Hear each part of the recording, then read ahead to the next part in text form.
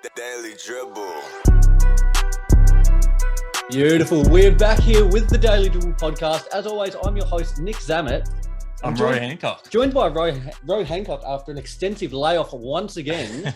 But we have a third compadre joining us today, none other than the JackJumpers' newest star recruit, Isaac White. A big thank you for joining us to today's show, mate. Of course, guys. Very excited to be in here.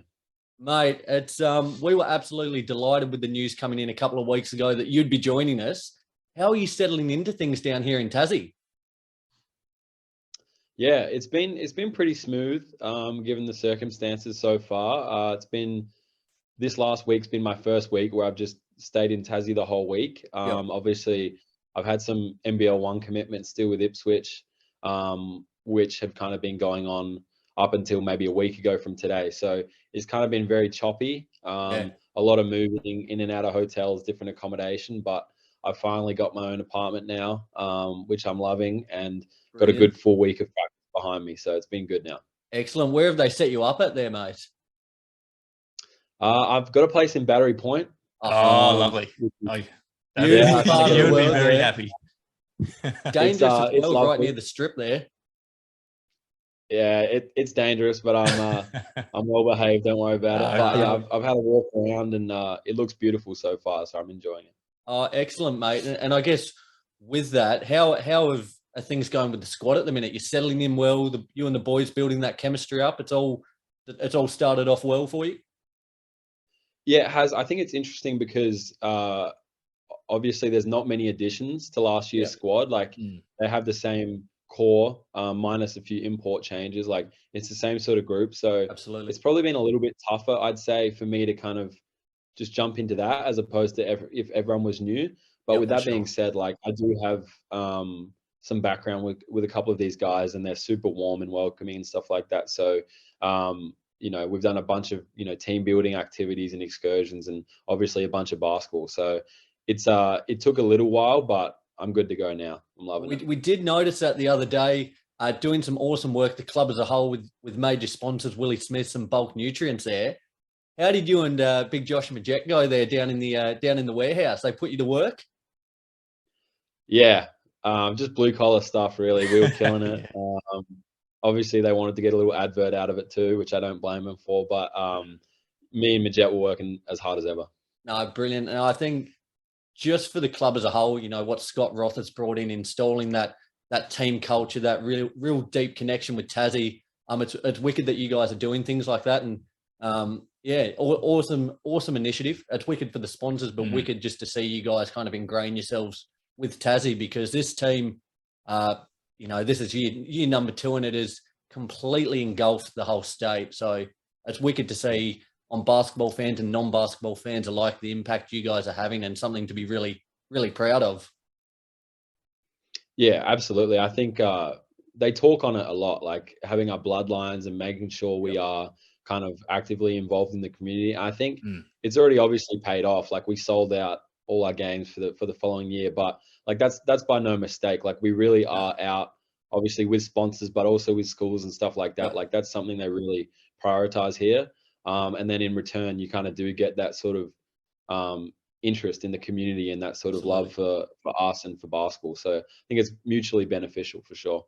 100%. Do you think, Isaac, that was part of the reason that you were sort of interested in coming down to Tassie? I guess as proud Tasmanians ourselves, we're always interested, particularly with our new recruits, to sort of understand why they may have wanted to come down to Tassie. We obviously love it, but we're also interested to know, I guess, why you might have been interested in coming down here. Was it the culture? Was it the change of scenery? Wasn't the weather, that's for sure. It can't be the Tassie winter, but what attracted you to Tassie? Yeah, it's certainly not the temperatures, but I think it's hard to tell from the outside looking in. Like you can see the culture pieces there, like the group, and like basketball wise, they're super organized, super tight, and stuff like that. That's probably what attracted me. I've been kind of stunned. Like it's been a lot more community based and a lot more professional than I might have anticipated. Obviously, I enjoy that aspect of it, but in terms of like what helped me make my decision, I'd say it was purely like the basketball piece. I like the system they seem to run on the floor, and just the culture of the basketball.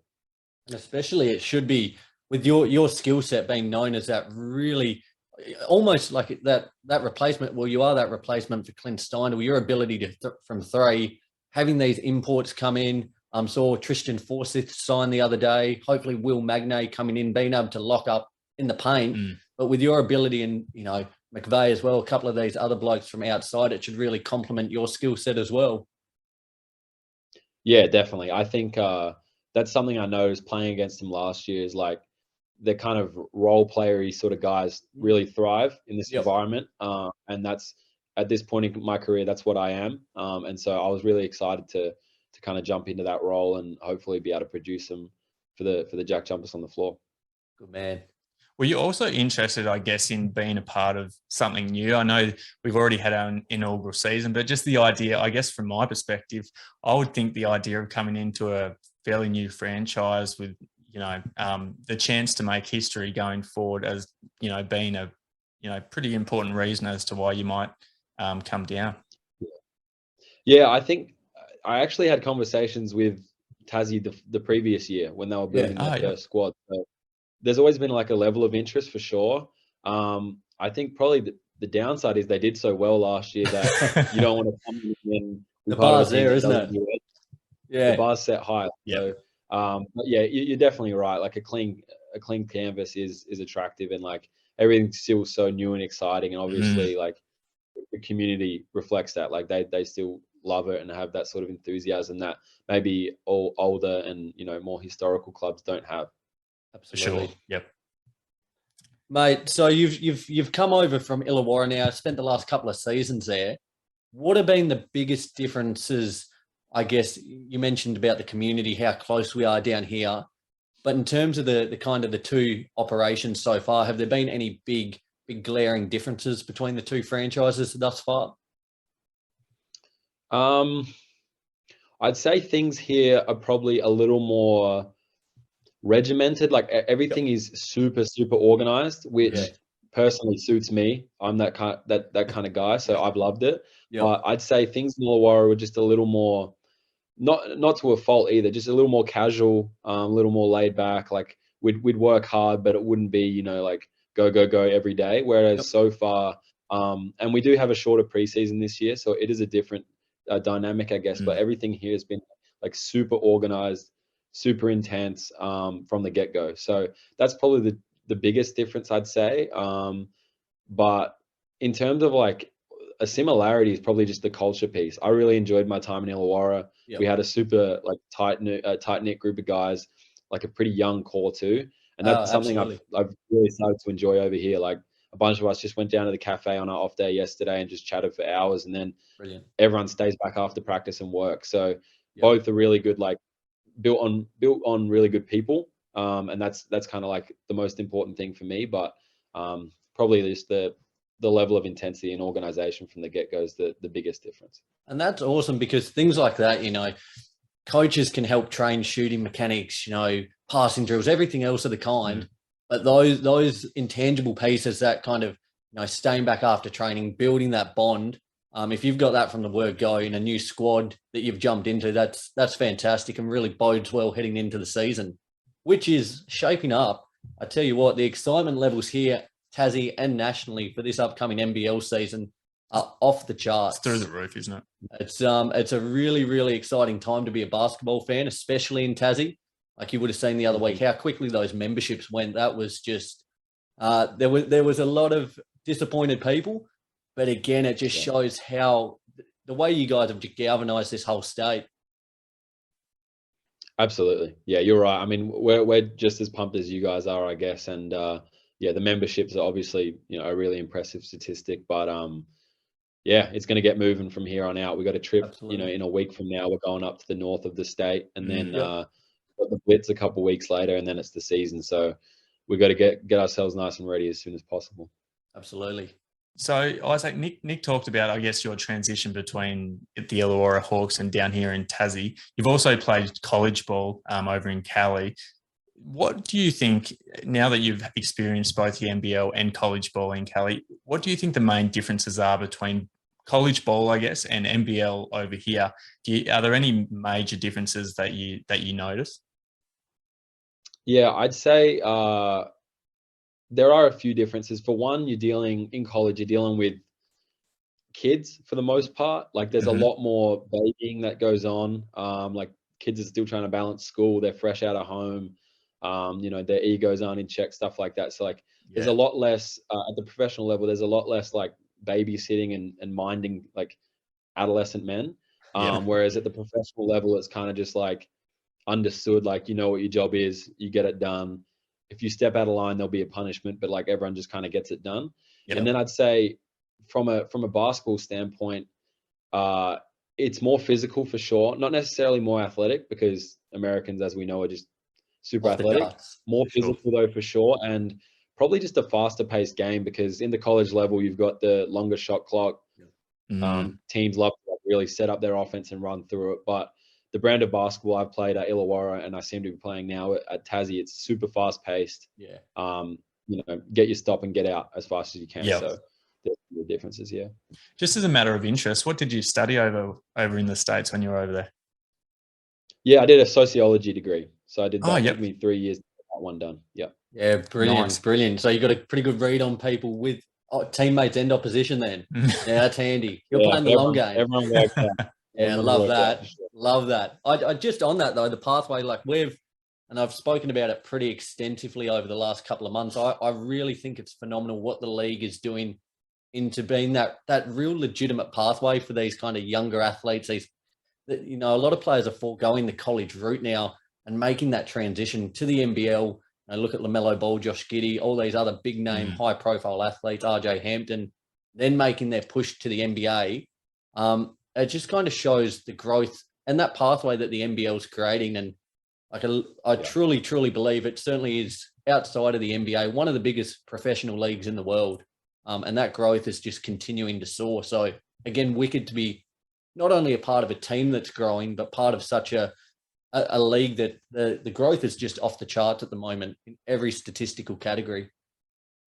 Absolutely. Yeah. And like you look at I'd say one of the biggest aspects is like the accessibility of the league. I think obviously like there's arguments that the top European leagues are just as competitive, if not better, but the NBL is just so consumable. Like obviously it's English spoken, the media coverage is really good. And now, as you said, like you've got those younger players who are transitioning straight to the NBA. I think it's growing rapidly to become like the most legitimate pathway to the NBA, which is super exciting for me. It's awesome to be, as fans and for us as well as kind of content creators doing the podcast and everything else. It's just wicked because whether it be the NBA, the NBL, basketball, just globally, there's never a shortage of action to tune into. The news is always flowing. So, myself, I'm a huge soccer fan. I play, a huge fan of the AFL, pretty much every sport. As much as we consume, we're a part of it all. But the NBL and basketball as a whole there's just the content's as unparalleled. But I guess speaking of that, for yourself, we've spoken to quite a few former players before, or current players, and they've spoken about their journey through kind of youth, teenage years, playing other sports and having skills from them progress into their basketball career. Did you play any other sports growing up? I did. I played AFL. It was my sport until I was probably 13, 14. You look like an on-bowler. Yeah. You look like someone who'd be in the thick of it. Yeah, I agree. Yeah, I loved it. That was my stuff for most of my childhood. And something I'd say, like one of the skills I've definitely carried over is my physicality. Like I've noticed that as I've transitioned to professional level, like I'm not really afraid to get in contests and stuff like that. So that familiarity with like being hit and just being comfortable with being around bigger bodies and stuff like that has been beneficial. But also I think my conditioning, every team I've gone to, I've been for sure one of the fittest and stuff like that. And I think that probably did come from just running around a footy oval when I was young. Do you reckon that correlates? I'm just thinking, do you reckon that correlates with a lot of other Australian basketball players at the highest level? Like they may have played AFL, they may have played, NRL, or one of these other really physical sports that, requires a lot of different, physical attributes. Do you reckon that might be a reason why basketball down here is so physical? Yeah, I'd say so. I would say so because the way basketball's kind of trajected, like a lot of these kids who are now playing, it probably wasn't the biggest sport when they were younger. Yeah, Like yeah. I'd say like kids now, basketball was like right up there with the other sports. But I know when I was young, basketball was still like a pretty minor sport in the country. And so you see a lot of guys who make the transition in their late teens and they're already so used to playing, as you said, rugby, football, whatever it be, where you're just hitting people. Absolutely. And that's probably a good thing to learn to adjust to be less physical is probably a lot easier than, I guess, if you just grow up playing nothing but basketball and then all of a sudden you're with men where it's physical, that's going to be a tough adjustment to kind of get used to that. But it is interesting for sure. I think a lot of my friends in America who are particularly good with their feet and stuff like that played soccer. So I'd say like, I know if I were to, have a kid and I wanted him to be the next big thing in basketball, I'd definitely encourage him to play a bunch of sports when he's younger and just trying to develop like a well-rounded skill set and, physicality and stuff like that. Absolutely. Build like at that younger age, building those key motor skills and then being able to kind of refine it into a particular sport. Just on the AFL front now, Row here is a Sydney Swans fan. It's a huge day for me. I'm a Carlton fan. So this is a massive day now, our recent history. You spoke about your AFL background there, Isaac. Who's your team in the footy? My team still is the Adelaide Crows. Yep. I used to be an absolute diehard. I'd be crying if they lost, sort of thing. Yeah. These days, I will admit, I'll watch the occasional game, and if I'm in Adelaide, I love going to a game, but I'm not around it as much as I used to be honest. I know what's going on, but not as passionate. No, absolutely. Probably more so given the fact Adelaide is struggling a little bit at the minute. I'm sure you'll come out of the woodwork once they're back up the standings there. Yeah, I might have to get back involved. Yeah.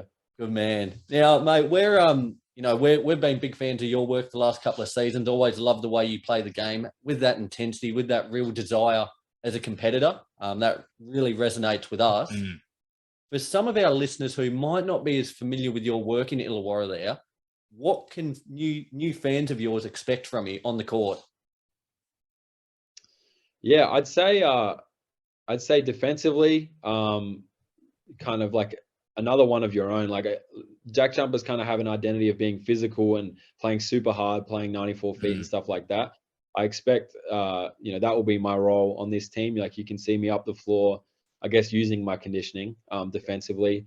I'd like to think I'm a bit of a pest, so I'll just be in people's business and that sort of stuff. And then, as I spoke on, not being afraid of contact. So I love getting a rebound and getting amongst it and stuff like that. So defensively, just a little demon running around. But offensively, I think obviously my shot's always going to be there.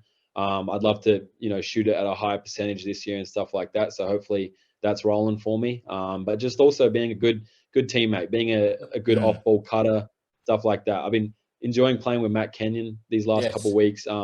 He's an exceptional cutter. Jared Bairstow is an exceptional screener. So it's kind another of pest really on the motivated defensive end, Kenny, as well. Oh, absolutely he is. But it's been motivating me to really hone in on my, team basketball skills where how I can affect the game without necessarily having the ball in my hand. So cutting, screening if I need to, just stretching the floor, stuff like that. So just all the little things that's going to make the team better. I'm bought in for that.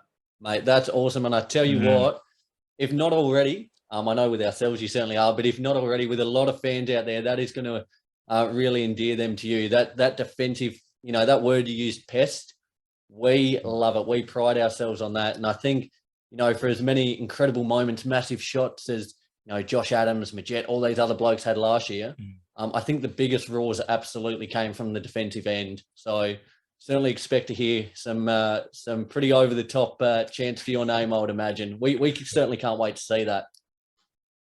No, I love that. Now, Isaac, this is probably going to be the hardest hitting question of this entire interview, probably the most in-depth and analytical. We noticed that in the lead up to games, you generally have a fresh trim on the go. I can see you've got the mullet hanging out the back there, which I love to see. That'll endear him if anything. But can you explain the importance of having a fresh trim in the lead up to a game and how that might correlate to performing at your optimum level? Yeah, no, that's a really good question. I say, I mean, it all does start with the hair, doesn't it? Like, It does. if you look good up top, if you feel fresh and crispy, and everything feels intact, I think that's kind of the first step in your organization. Absolutely. I know I don't necessarily have a cut before every game, but I do kind of stay on my weekly or fortnightly cuts, and then if not, I've just got a bit of wax in it to keep it in place. But I think look good, feel good sort of situation. My mullet's intact. I feel like I'm ready for the game. Simple as that. I love that. I tell you what, it's a show. We had a couple of months ago. We had quite a long relationship with Manscaped, and all the good things they're doing as a brand. I tell you what, they're you would be a perfect fit for their growth down here in Australia. Is that face of the brand? I reckon.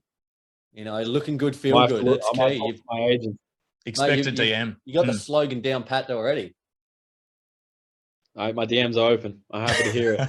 Good man. That's awesome. Well, what we've got quickly, we've only got a couple of questions to go, but I wanted to pose something we do quite often with our guests. It's a bit of a rapid fire round. Now, I've got a couple of quick questions here, kind of one-word answers. Would love to just see where you take them. Easy. Let's do it. Country life or city life? City. Tomato sauce or barbecue? Neither. Oh, yep, good. Music or podcasts? Music. Comedy or horror movie? Horror. 10-pin bowling or at the golf driving range? What's a toughie? Driving range. Yep. So, sandals or thongs? Thongs. MJ or LeBron? MJ. Beer or cider? Neither. Good. There you go. That's the answer we wanted. And last one, game-winning shot or game-winning block? Shot. Block's unrealistic.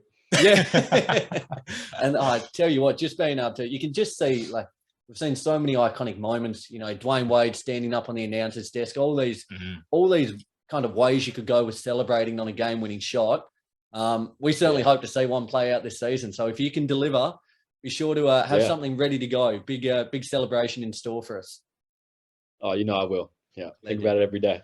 And just lastly, Isaac, we like to ask our guests, to finish, what pieces of advice would you have for young up-and-coming basketballers, particularly in Tasmania? We often feel like we're left off the map, and sometimes we are, but young basketballers in particular, what kind of advice would you give them to sort of excel in their sport?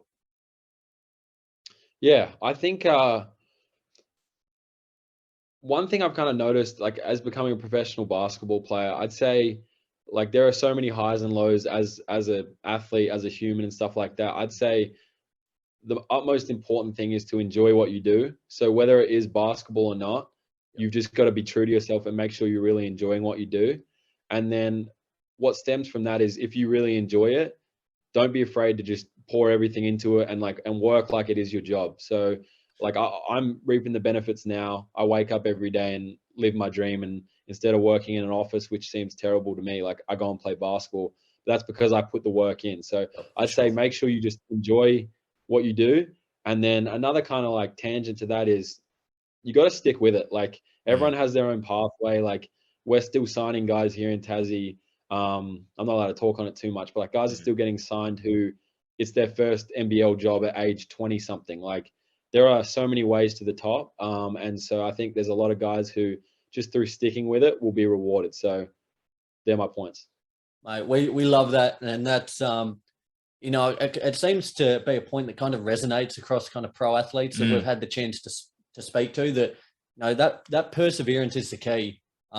Because once you get to that professional level, for the most part, there's a little bit of discrepancies in skill level, but it's a lot tighter at the top. And what kind of takes you over the line and gets you to that level is that mental side of it. So just hearing kind of your thoughts on that is awesome. Absolutely. Guys, it has been an absolute privilege. We've been joined by none other than the JackJumpers' newest star recruit, Isaac White, on today's show. Mate, we are counting down the days to the next season tips off, and can't wait to see what you can do on the court. As am I. Thank you, guys. Appreciate it. Appreciate you coming on, brother. All the best for the season. Thank you.